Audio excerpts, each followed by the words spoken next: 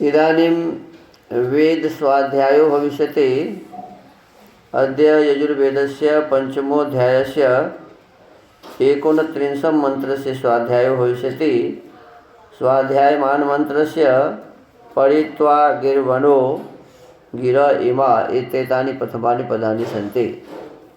वेद स्वाध्याय होगा। आज यजुर्वेद के 5वें अध्याय के 29वें मंत्र का स्वाध्याय किया जाएगा। स्वाध्याय किए जाने वाले मंत्र के पठित्वा गिर्वणो गिर इमा ये प्रारंभिक पद हैं। ओम पठित्वा गिर्वणो गिर इमा भवन्तु विश्वतः वृद्धायुमनो वृद्धयो जुष्टा भवन्तु जुष्टयः।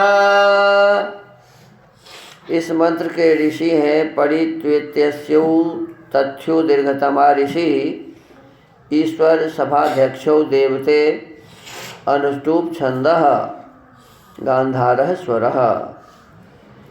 ईश्वर सभाध्यक्षाभ्यां किं किं भवितुं योग्यमित्युपदिश्यते। ईश्वर और सभाध्यक्ष से क्या क्या होने को योग्य है, इस विषय का उपदेश अगले मंत्र में किया है।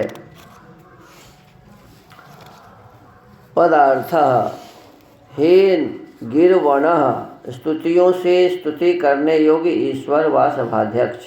इमाह ये मेरी की हुई विश्वतः समस्त गिरह स्तुतियाँ परि सब प्रकार से भवन्तु हो और उसी समय की ही न हो, किंतु वृद्धायुम वृद्धों के समान आचरण करने वाले आपके अनुपश्चात वृद्धयः अत्यंत बढ़ती हुई और जुष्टयः प्रीति करने योग्य जुष्टा प्यारी हो। भावार्थ इस मंत्र में श्लेषालंकार है।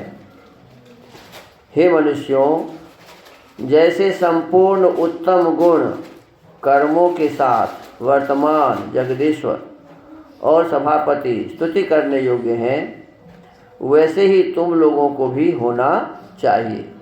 देखिए, हम परमात्मा का गुणगान क्यों करते हैं?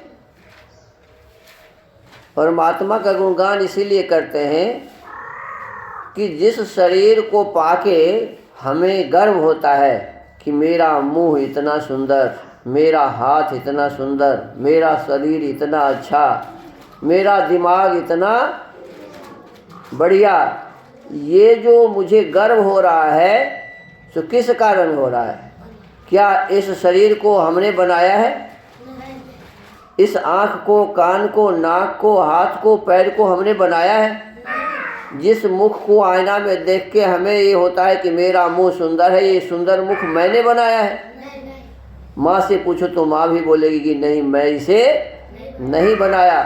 तो अंधेरे माँ के गर्भ कोठरी में जिसने इस सुंदर शरीर को बनाया है, जब अपने शरीर को देख के मुझे गर्व होता है, तो ये भी तो गर्व होना चाहिए कि जिसने बनाया है वो कितना सुंदर होगा। क्या जी? इस सुंदर शरीर को देख के मुझे गर्व हो रहा है, तो बनाने वाले पर गर्व होना चाहिए कि नहीं? जिसने इसे बनाया है वो और भी सुंदर और भी महान होगा। इसीलिए उस परमात्मा का हम गुणगान करते हैं कि उन्होंने हमारा इतना सुंदर शरीर माँ के अंधेरे गर्भ कोठरी में बनाया। देखो, सूर्य कितना बड़ा पिंड है। ये जो पृथ्वी जितनी बड़ी है ना, इससे 13 लाख गुना बड़ा है वो सूर्य। और बिल्कुल निर्वात आकाश में वो सूर्य टिका हुआ है। और सूर्य के पश्चात उसके साथ 9 ग्रह हैं, वो भी उसके आगे पीछे चारों ओर चल रहे हैं। उसको भी टिकाया हुआ है आकाश में। पृथ्वी एक ग्रह है, पृथ्वी का भी एक उपग्रह है चंद्रमा। अब देखो कैसे इसके चारों ओर घूमती है। एक ग्रह है बृहस्पति, उसके चारों ओर 79 ग्रह उपग्रह घूमते हैं। बृहस्पति ग्रह के चारों ओर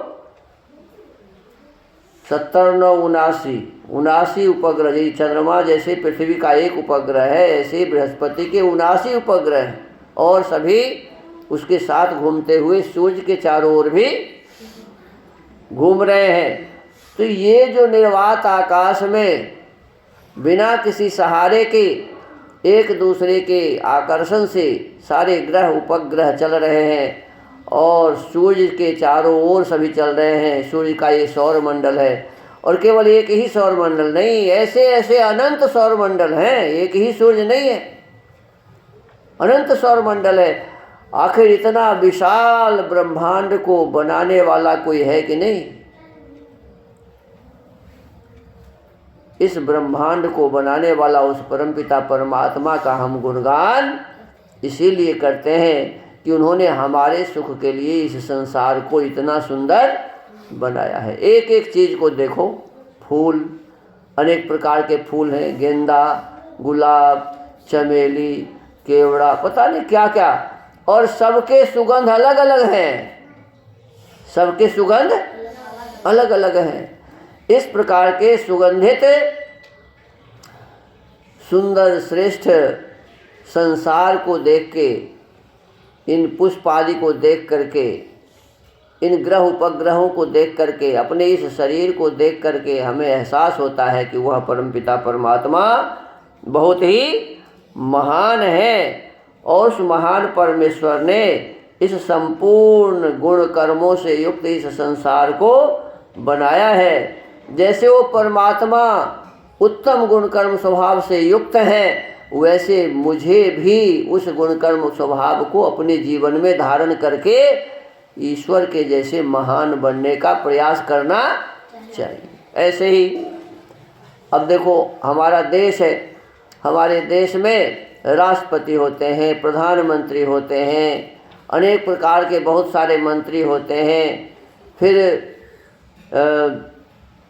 थाने से लेकर प्रखंड, अनुमंडल, जिला, सब में अधिकारीगण होते हैं और सब अधिकारियों के कुछ विशेष कर्तव्य होते हैं।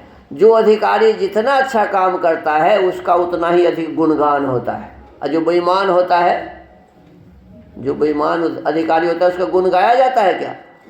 उसको लोग खराब बताते हैं।